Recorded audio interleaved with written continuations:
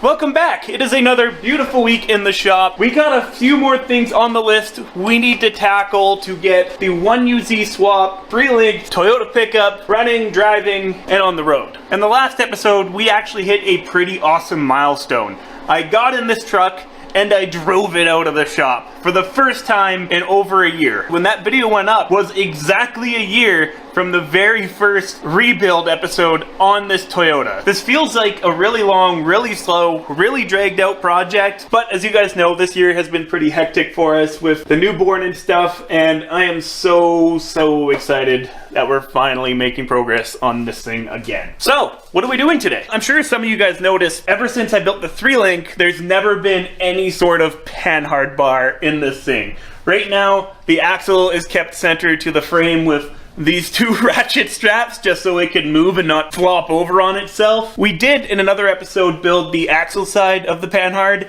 and kind of make the frame side when I discovered that I needed the drop pitman arm instead of the flat pitman arm. And since then, I did get this drop pitman arm, so now we can build the frame side panhard bracket that needs a drop down here. But that wasn't the only issue. With the coilover installed, you can see here on the axle side, there is no room to put a nut on the other side of this bracket. So the coilover has got to move out and probably on top of this link mount to make room. So I think we'll start off by bringing in some blocks, getting the tires taken off, the coilovers taken out, and kind of get the axle set up where it should be at ride height. Because right now, the front end of this thing is sitting way higher than it should be. These used coilovers I got came with a 400/300 spring combination, and that's just way too much spring for this thing. So before I set up the panhard, it's probably a good idea to get it set up while it's in its ride height range.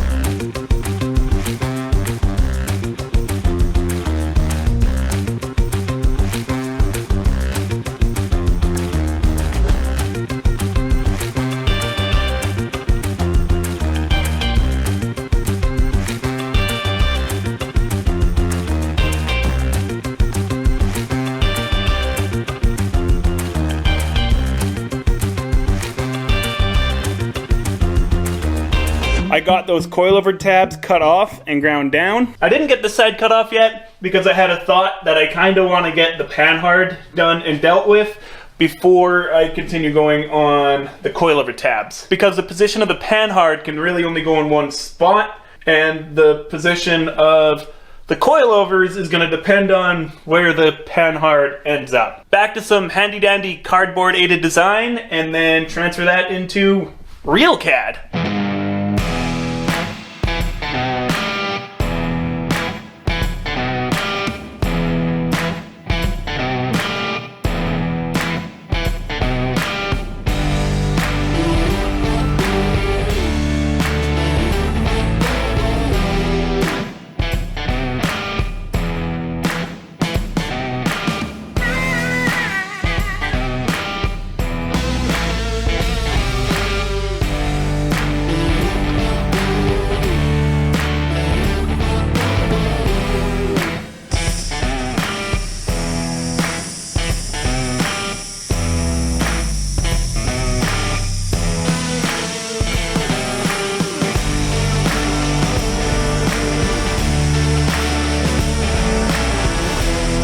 Of course, there's some issues. Let me show you. So when you're making your panhard, you pretty well want the angle of your panhard to match this steering link, which is what this guy does. It matches that eye to the center of this steering arm. And the reason it kicks out so much from the frame is because that matches the steering arm at full steer. And this is where the issue lies. I have propped up the axle on this side to kind of simulate flex, but the problem is even a little bit flexed out, look how close the knuckle is to hitting this. And this isn't even at max flex. The coilover is 31 inches eye to eye, so minus the 12 inches of travel, let's call it well, let's call it 20. Let's keep an inch in there to be safe. But 20 inches, bottom, inside, the shock tabs only goes up to there. As you can see, there's another 2.5 inches until it's at maximum travel. And this isn't the only issue I've discovered. My upper link is coming in contact, not with the pan, but with the dipstick tube. This is something I kind of saw coming, and there is a ton of room to move this link mount over to the outside of the axle a little bit more. Speaking of the upper link mount, that brings us to panhard issue number 2. If you just imagine this panhard bar, look what's in the way. I left a ton of material in here that I can cut straight across here and then just plate the top in. But as far as this clearance issue, I'm just gonna have to compromise and move this hole maybe an inch or an inch and a half in off the end, and then we'll clear absolutely everything.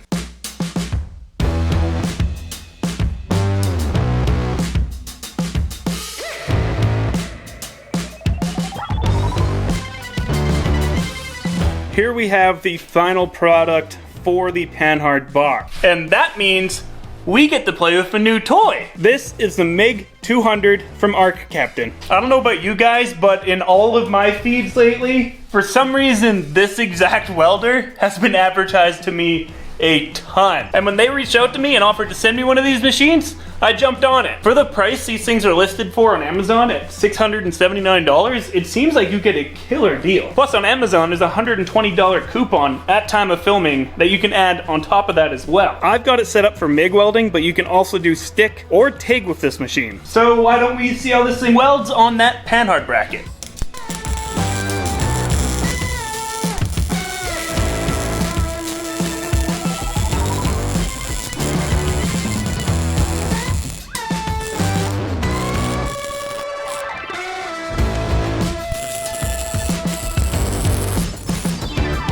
In there, it fits, it works. I threw a piece of PVC in there just for a visual line of sight and to make sure everything's working and aligned. You can see the clearance issue with the upper link there, which like I said, if we just cut this at like a 45 down and plate it in, won't be an issue. This running into each other still might be an issue, because if you imagine flexing it out and then turning, oh no, it's underneath it all of a sudden, and we're not even at max flex. I want to throw the tires on this thing and measure the distance between back of tire to the frame so that I know for sure whether the panhard location is going to work or not. Because for all I know, the axle could be pushed in too far, which is causing the interference between the steering arm and the panhard bar. Maybe.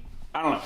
Let's throw the tires on and check. Well, that explains it. Look at the gap between the tire and the door here, and look at this side. The axle is way over this way. That piece of pipe that I'm using as a panhard bar right now, I think was just super guesstimated when I made it. That's the original panhard bar mock-up I made many months ago. So now it's just a matter of pulling the axle back out this way where it needs to be, then flex testing it. I have some good news. I've got this side of the axle jacked up. It's not quite where bump's gonna be. It needs to come up like an inch and a half more until we're at bump.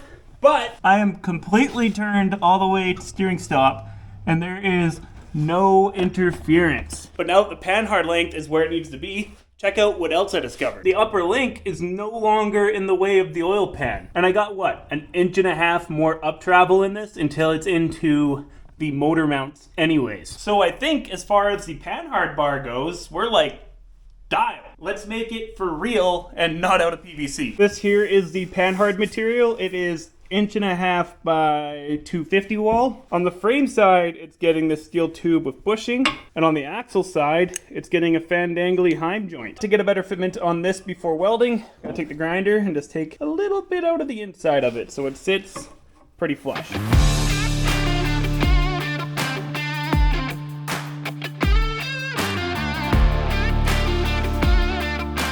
Panhard bar is assembled and upper link is cut at an angle. So in theory, everything should just bolt in. So yeah, let's load this thing up with panhard bar steering and do a flex test, I guess.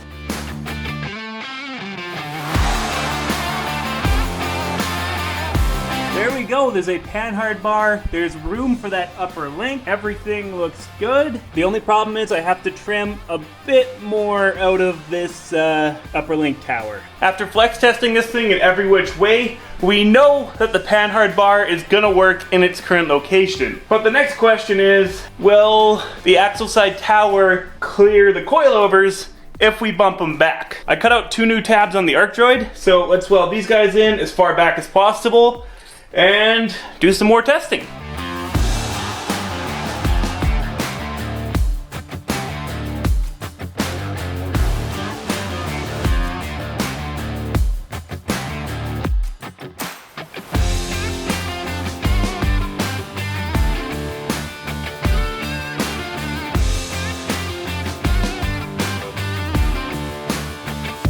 We have arrived at a pretty awesome next step, because now I know everything I've designed here actually works. We're now at the complete teardown, finish welding absolutely everything, paint it, and reassemble. This truck has been taken apart for so long, I can't even believe I'm saying that and that's where we're at, but that's exactly where we're at. So let's make some moves.